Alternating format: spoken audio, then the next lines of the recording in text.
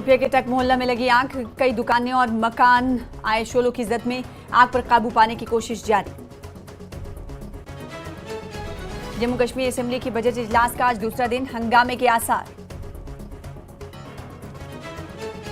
Assembly इजलास के पहले दिन उमर अब्दुल्ला ने ऐवान में कहा, डॉक्टर मनमोहन सिंह ने की मसले कश्मीर को हल करने की कोशिश।